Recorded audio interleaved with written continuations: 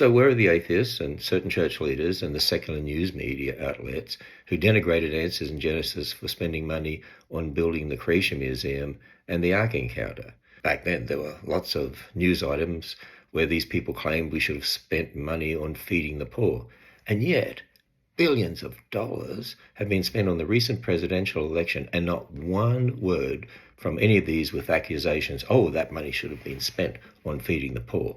Kamala Harris spent over $1 billion on her attempt to win the presidential election, and apparently is also $20 million in debt. Nothing is being said by these previous accusers of ours about all that money that was totally wasted, actually. Of course, they don't say one word. It just shows that the reason the secular media, certain church leaders and atheists denigrated answers in Genesis over spending money on building these phenomenal attractions that have impacted millions of people spiritually and it's been an economic boon for the state of Kentucky is because of prejudice and discrimination against the message we proclaim. It's called the Judas proposition. In John 12:4-6, we read this.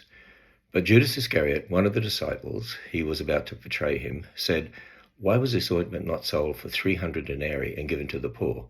He said this not because he cared about the poor, but because he was a thief, and having charge of the money bag he used to help himself to what was put in it.